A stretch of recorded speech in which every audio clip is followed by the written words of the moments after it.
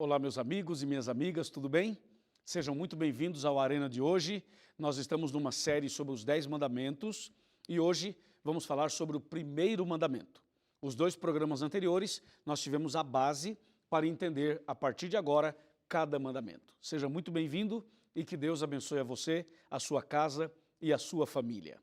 Antes de começar o tema de hoje, eu queria só lembrar que o Arena do Futuro está nas principais redes sociais. Nós estamos no Twitter, no Instagram, estamos no Facebook. Especialmente o Facebook, nós fazemos transmissões de sermões, fazemos lives e tudo isso a gente faz para que você possa, durante o ano, ter outros momentos de meditações. O Arena não é só programa de TV, é também programa de internet e é também programa de rádio. Por isso eu quero mandar um abraço para todos os amigos da Rádio Novo Tempo e um abraço para todos os amigos internautas. Bem, além disso, nosso programa também tem um sistema de caravanas. Ou seja, eu trabalho em toda a América do Sul, são 8 países por onde eu trabalho e, claro, o Brasil como um todo. Então, nós estamos durante todo o ano em lugares diferentes levando uma mensagem de paz, de esperança, de salvação, a verdade da palavra de Deus. E você, por onde eu tenho passado, tem nos recebido muito bem. Nosso muito obrigado, um abraço para você do Sul, para você do Rio Grande do Sul, para você de Santa Catarina e também do Paraná. Deus abençoe todo o sul do Brasil, cada família, cada pessoa que nos acompanha. Também um abraço muito especial para você do Centro-Oeste, para você de Tocantins, Mato Grosso do Sul, para você que acompanha a gente em Brasília, em Goiás, para você que nos acompanha em toda essa região central do Brasil. E ainda um abraço para você que mora na região do Rio de Janeiro, para você que mora no Rio, todo o estado do Rio, para você de Minas Gerais e para você do Espírito Santo. Deus abençoe grandemente a vida de cada um de vocês. E um abraço especial para todos os meus amigos de São Paulo. São Paulo capital, São Paulo interior, todo o estado de São Paulo, que Deus os abençoe grandemente. E também um abraço especial para você da região noroeste, região da Amazônia, Manaus, toda a região da Amazônia, forte abraço, Roraima, toda essa região Boa Vista, que Deus abençoe vocês. Bom, nosso programa oferece um estudo bíblico especial em DVD. Esse é o DVD chamado A Última Esperança, gravado em Israel, na Terra Santa, gravado em 5 países. Tem sido uma bênção esse DVD para tantas e tantas pessoas. Ele pode ser seu de graça. É só você entrar em contato conosco pelo blog do Arena. Você entra no site da Novo Tempo, novotempo.com/Arena do Futuro, e ali você tem um espaço onde você clica, você entra, faz o seu pedido e nós enviamos o DVD para você, tá bom? Obrigado, Deus abençoe a sua vida. Bem, o tema de hoje é o primeiro mandamento. Prepare o seu coração.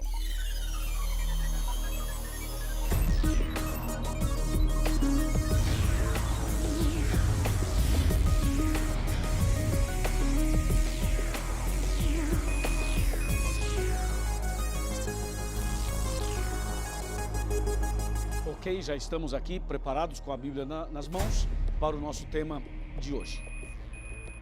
Bem, vamos analisar o primeiro mandamento e queremos analisá-lo de uma maneira calma, tranquila, para que você compreenda definitivamente que mensagem Deus tem para cada um de nós quando Ele nos apresenta o primeiro mandamento. E para isso eu quero convidá-lo a abrir sua Bíblia comigo no livro de Êxodo. Êxodo capítulo 20. Esse capítulo é o capítulo onde estão os 10 mandamentos. Êxodo capítulo 20, nós vamos ler os versos 1, 2 e 3. Diz assim: Então falou Deus todas essas palavras. Eu sou o Senhor teu Deus, que te tirei da terra do Egito, da casa da servidão. Não terás outros deuses diante de mim. Até aqui. O primeiro mandamento é especificamente o verso 3, que diz: não terás outros deuses diante de mim. É importante você entender o que vem antes do primeiro mandamento, que é o que aparece nos versos 1 e 2, especialmente o 2, quando Deus fala assim: eu sou o Senhor teu Deus, que te tirei da terra do Egito, da casa da servidão. Amigo e amiga, você e eu sabemos que o povo de Israel sempre foi considerado o povo de Deus. E esse povo passou por momentos bons e ruins na história. Para você ter uma ideia, o povo de Israel viveu no Egito como escravo por mais de 4 séculos. E nós sabemos que a escravidão traz consequências terríveis para a vida do escravo. Quando uma pessoa está na escravidão, ela tem problemas, ela é atingida fisicamente, a escravidão atinge a pessoa emocionalmente, psicologicamente, espiritualmente e até mesmo na cultura. A escravidão é uma obra do diabo, é uma obra demoníaca, que leva o escravo a uma situação terrível. O escravo traz marcas no corpo e nas emoções e na vida espiritual quase que irreversíveis. Somente Deus pode mudar a história da vida de um escravo. Caso contrário, a pessoa que um dia foi escrava ou escravo, ela nunca mais será a mesma, somente será transformada pela graça e a misericórdia de Deus. No caso de Israel, a escravidão durou mais de 4 séculos, como eu havia dito. E durante todo esse período, Israel foi sacudido, foi atingido, foi ferido, foi machucado em todas essas áreas que eu acabei de mencionar. E um detalhe importante, Israel tinha no coração uma esperança. O povo de Israel tinha uma esperança.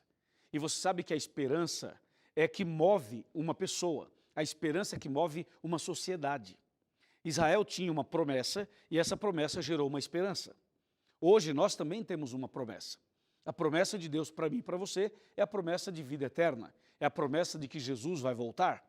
E essa promessa nos enche de esperança e nos faz estar aqui hoje estudando a Bíblia.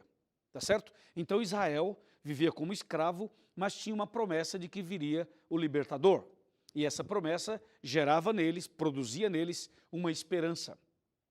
Então Israel aguardava ansiosamente a chegada desse tal libertador. Mas o tempo passava e o libertador não vinha. E finalmente Deus os libertou. O instrumento que Deus usou foi Moisés e também Arão. Mas entenda que o libertador não era Moisés. O verdadeiro libertador é Jesus. E Moisés era somente um instrumento e um tipo do verdadeiro libertador que é Cristo Jesus. Então, nesse caso, nesse contexto todo, Deus envia Moisés ao Egito para que ele pudesse ser o instrumento de Deus para Deus tirar o povo da escravidão.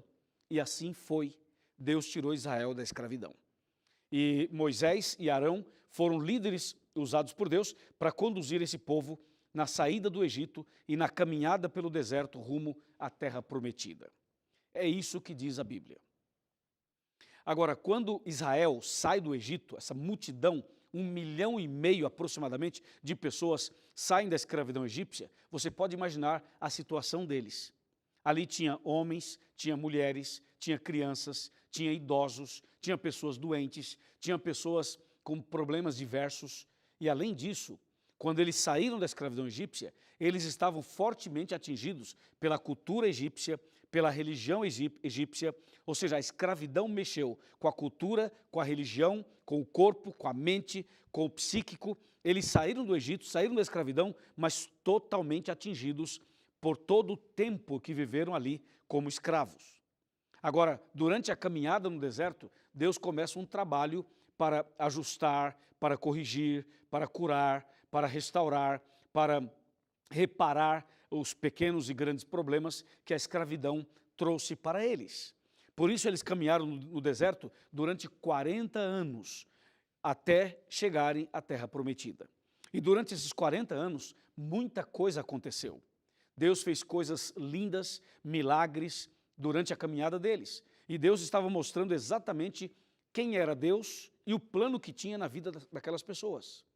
E entre tantas coisas que Deus fez durante o deserto, uma delas, talvez uma das mais importantes, eu diria talvez a mais importante, foi quando no Monte Sinai, Deus desce, Deus aparece na montanha, chama Moisés e Deus escreve os 10 mandamentos.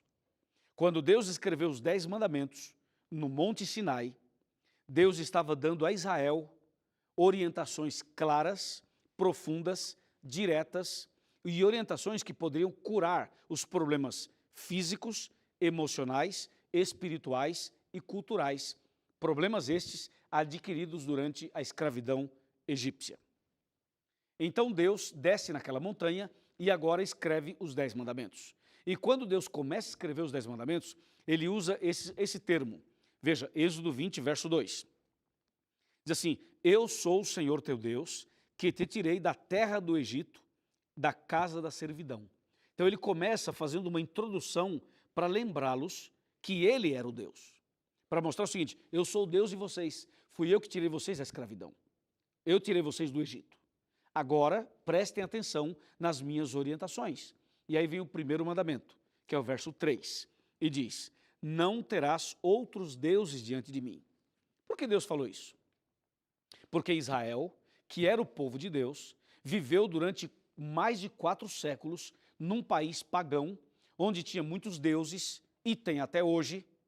Então, as pessoas, o povo de Deus, viveu numa cultura, numa religião, onde os deuses eram comuns, onde as divindades eram comuns. E Deus agora começa a orientá-los e dizer o seguinte: eu quero que vocês entendam que vocês não podem, não devem ter outros deuses além de mim. É isso que diz o primeiro mandamento: não terás outros deuses diante de mim. Ou seja, eu sou o único Deus. E por que Deus fala assim? Uma vez eu estava conversando com uma pessoa e a pessoa disse: pastor, você não acha que é uma expressão egoísta Deus querer só para ele? E a resposta que eu dei para aquela pessoa, eu vou dar para você. Não é uma frase egoísta, não é um mandamento egoísta, jamais. Quando Deus diz: não terás outros deuses diante de mim, isso é um princípio, não apenas um princípio divino, é um princípio para a vida, é um princípio universal. Você sabe que nós não podemos servir a 2 senhores, nós não podemos servir a 2 pessoas. Resumindo, você não pode estar em 2 lugares ao mesmo tempo. Eu não posso estar aqui no estúdio e ao mesmo tempo estar em outro lugar. Logo, eu não posso ter 2 mulheres, você não pode ter 2 mulheres ou 2 homens. Bom, se você diz: não, mas eu quero ter, ok, nesse sentido você é livre para ter. Só que tem um problema: se você tiver 2 mulheres ou 2 maridos, você não será feliz, porque é impossível ser feliz tentando agradar a 2 pessoas, a 2 maridos, a 2 esposas. Então Deus sabe que uma pessoa não pode ser feliz tendo outros deuses além dele. Esse é um princípio. E tem um segundo princípio: só existe um Deus verdadeiro, os outros são falsos. Os deuses que existem no mundo, as divindades que existem no mundo, elas não são verdadeiras. Muitas delas são tipo monstros, cobra, vaca, entendeu? Tem animais, tem alguns deuses que têm 7 cabeças, tem 10 chifres, tem umas coisas estranhas. Então veja, se você vai para o mundo hindu, por exemplo, você vai ver um monte de divindades. Se você vai para o outro mundo religioso, vai ver um monte de divindades. A Bíblia é clara, só existe um Deus, só um, e esse Deus é o Criador dos céus e da terra. Todas as vezes que alguém tenta, ou que alguém tentar, servir a outro Deus, além do Criador, essa pessoa não será feliz. Ela estará entrando por um caminho estranho, contrário, perigoso, e que vai levar essa pessoa a uma vida infeliz e a uma vida de derrotas. E como Deus, o Todo-Poderoso, é o único Deus, ama você e ama a mim, ele dá o primeiro mandamento. E com esse primeiro mandamento, ele corrige um problema que Israel teve, ou que Israel, de alguma maneira, recebeu influência durante a escravidão. Porque no Egito haviam vários deuses. E agora Deus fala para eles: não terás outros deuses diante de mim. Então Deus está corrigindo um problema que afetou a vida deles durante a escravidão. Mas não era só para Israel isso daí, não era só para aquele povo que saiu da escravidão egípcia. Esse mandamento é também para mim e é também para você. Nos dias de hoje, existem muitos deuses. Claro, são diferentes dos deuses egípcios, mas existem. Por exemplo, hoje, o dinheiro, que é uma bênção para todos nós, pode se tornar um deus. Entendeu? Quando a pessoa está obcecada pelo dinheiro, e tudo que ela faz é pelo dinheiro, o dinheiro o tempo todo, essa pessoa provavelmente não terá tempo para ler a Bíblia, para orar, para ir à igreja, para servir ao próximo, para ajudar quem precisa, para apoiar uma pessoa carente. Então, o Deus dela é o dinheiro. Então o primeiro mandamento fala assim, não terás outros deuses diante de mim. Às vezes, o Deus da pessoa é o trabalho. Às vezes a pessoa trabalha excessivamente, como um camelo, como um louco, a fim de conquistar coisas, e no final deixa a família, deixa os amigos, deixa a religião, deixa a comunhão com Deus, deixa a igreja, não tem tempo para a Bíblia. Então, o trabalho tornou-se um Deus para ela. Às vezes, o Deus da pessoa é o próprio corpo. Nós vivemos numa sociedade onde as pessoas estão obcecadas pelo corpo. É pelo corpo. E às vezes, a pessoa exagera, ela vai ao extremo. E isso é muito perigoso. Você olha hoje, por exemplo, para as academias e vê as academias lotadas. Está bem, academia é uma coisa boa, cuidar da saúde é fundamental, todos nós precisamos fazer exercícios físicos. E a igreja adventista é uma igreja que apoia e defende a saúde, o cuidado com a saúde. Mas cuidado, porque algumas pessoas estão indo para um caminho em que o culto ao corpo acabou se destacando. E a pessoa, ela é escrava de si própria. Então, muitas vezes, o corpo, o exagero do cuidado pelo corpo, acaba sendo um ponto de culto e acaba sendo uma quebra do primeiro mandamento. Existem outros deuses, deuses de madeira, deuses de pedra, deuses de bronze, de ouro, há muita coisa por aí. E Deus está dizendo o seguinte, não terás outros deuses diante de mim. Entendeu? Quando que um objeto, ou uma pessoa, ou uma coisa, se torna um Deus para a pessoa? Esse objeto ou essa coisa se torna um Deus quando aquela coisa, aquele objeto, aquela pessoa está tomando o lugar de Deus. Nós devemos amar as pessoas, devemos trabalhar, devemos lutar por conquistar coisas, devemos desenvolver nossas atividades normais. Só que, atenção, nada nem ninguém deve ocupar o lugar de Deus. Deus deve ser soberano, deve estar em primeiro lugar, Deus deve estar acima de tudo e de todos. Mesmo que uma coisa boa esteja ocupando o primeiro lugar do teu coração, mesmo sendo uma coisa boa, ainda assim é errado. Porque o que Deus ensina na Bíblia é o princípio da felicidade. E o primeiro princípio da felicidade é a obediência ao primeiro mandamento. Se você quiser ser uma pessoa feliz, é preciso seguir o primeiro mandamento. É preciso cuidar, prestar atenção neste mandamento. Entendeu? Caso contrário, você vai continuar vivendo como escravo. Caso contrário, você vai continuar vivendo no contexto egípcio, como Israel viveu. Veja que Deus tirou Israel do Egito e agora começa a corrigir a rota.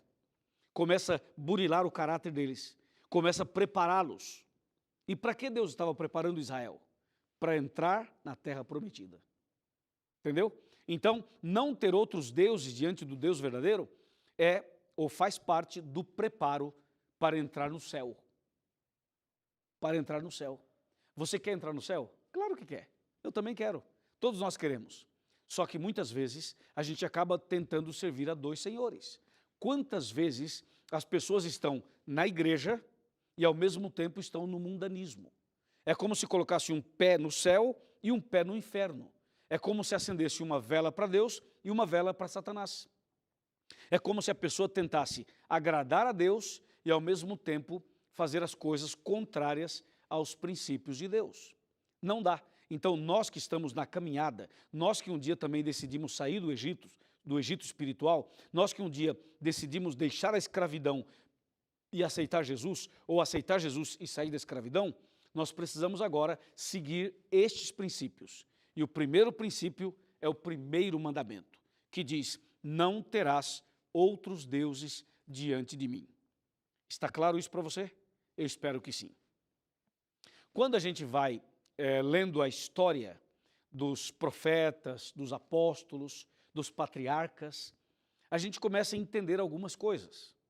Por exemplo, se você ler lá no livro de Gênesis, lá no comecinho, se você ler, por exemplo, a história do povo de Israel, de Jacó, toda a história, você vai perceber uma coisa muito curiosa. Houve um momento em que Deus falou assim, tirai os deuses estranhos que está no meio de vocês. Tira tudo. As estátuas, os deuses, as divindades, tira tudo. E enterra. Enterra tudo. Santifiquem-se. Consagrem-se. E no processo da santificação e da consagração, Deus pediu que fossem tirados os deuses estranhos, as estátuas, as coisas penduradas no corpo, no pescoço, na orelha, no tornozelo, no umbigo, em tudo que é lugar. Deus falou assim, tira tudo, santifiquem-se, purifiquem-se, porque eu quero fazer coisas grandes no meio de vocês. Entendeu? A Bíblia continua, por exemplo, a história de Abraão. Se você vai para a história de Abraão, vai perceber um acontecimento muito curioso que tem a ver com esse mandamento, entre outras coisas. Você lembra que Abraão e Sara tiveram um filho chamado Isaque. Isaque era o filho da promessa. Então, Abraão e Sara amavam Isaque, eram apaixonados por Isaque. E quando Isaque cresceu, tornou-se um adolescente, um menino bonito, um menino saudável, abençoado por Deus, um filho esperado, um filho da promessa. Agora, o coração de Abraão e o coração de Sara estavam no menino. Claro, todos nós, pais, devemos amar os nossos filhos e amar muito, incondicionalmente. A família deve ser considerada algo realmente sagrado. E todos nós devemos apoiar, estar junto, amar, conviver, se relacionar com a família. Mas tem uma coisa que você não pode esquecer. Nem a família deve tomar o lugar de Deus. Deus deve estar acima de tudo. Deus deve ser o primeiro em tudo, na vida do pai, da mãe, do marido, da esposa, do filho ou da filha. Quando Abraão e Sara colocaram todo o coração no garoto, todo o coração no filho, então Deus resolve fazer um pedido. E um pedido, no mínimo, estranho. Deus diz assim, Abraão, pega o seu filho, o seu único filho, sobe até a montanha e sacrifica o seu filho para mim. Veja, você acha que Deus iria pedir para matar um filho? Eu tenho certeza que não. Você acha que Deus ia tirar a alegria de um pai, a felicidade de uma mãe, ia matar o filho dele? Eu creio que não. Tenho certeza que não. Então por que Deus pede a Abraão e a Sara para sacrificar Isaque? Por que Deus pede para Abraão subir a montanha e sacrificar o filho? Por quê? Bom, claro que Deus estava provando a fé de Abraão. Deus estava provando a fidelidade de Abraão. Deus estava querendo saber se Abraão tinha Deus em primeiro lugar ou não. Por isso ele pede o Isaque. Isso foi muito forte, né? Foi duro, inclusive. E o que Abraão fez? Abraão era um servo de Deus. Então Abraão não duvidou, ele entendeu. Deus falou assim, pega o teu filho, sobe lá e crucifica, sacrifica, mata. Abraão pega o filho, claro que não foi uma coisa tão simples, mas Abraão pega o filho, sobe a montanha, coloca o filho em cima do altar, prepara a lenha, prepara tudo, prepara o facão e deita o filho. Explica para o filho, fala, filho, eu tenho que sacrificar você porque Deus está pedindo você. E quando Abraão pega o facão, o cutelo, para matar o Isaque, na hora de de matar, e olha aí, Abraão ia matar Isaque. Na hora de matar, Deus segurou o braço dele e falou assim, Abraão, Abraão, não faça isso. Eu sei agora que você me ama. Claro, Deus estava corrigindo, orientando, lapidando Abraão. Deus estava preparando Abraão para coisas maiores. Por isso que Abraão, entre outras coisas, é considerado o pai da fé. Porque para fazer isto e fazer outras coisas que ele fez, tem que ter muita fé. E assim foi. O primeiro mandamento é muito sério e diz, não terás outros deuses diante de mim. Deixa eu falar mais uma coisinha para você, mas para falar, eu quero convidar você a sentar comigo. Vem, vamos sentar aqui para a gente ter uma palavrinha final sobre este primeiro importantíssimo mandamento, que diz assim, não terás outros deuses diante de mim. Pode vir mais perto, pode vir mais perto. Isso, vem mais perto. Deixa eu te dizer uma coisa, deixa eu te fazer uma pergunta. Você tem outros deuses diante do Deus verdadeiro? Tem alguma coisa na sua vida que está ocupando o primeiro lugar? Tem alguma coisa no seu coração que está ocupando o lugar de Deus? Tem alguma coisa em sua vida que deveria ser para Deus e você está dando para outra coisa, para outra pessoa, para uma outra situação? Tem? Bom, se tiver, vamos corrigir isso? Vamos resolver esse assunto? E se não tiver, tudo bem, toca a sua vida em frente. Mas o que Deus quer é que você tire da sua vida, da sua casa, do seu quarto, da sua sala, da cozinha, do seu carro, do seu computador, dos seus equipamentos eletrônicos. Deus quer que você tire daí tudo aquilo que não pertence a Ele. Por isso Ele está falando assim, não terás outros deuses diante de mim. Quanto tempo você passa no computador? Quanto tempo você passa nas redes sociais? Hein? Quanto tempo? Quanto tempo você passa diante das telas, vendo programas e filmes, etc.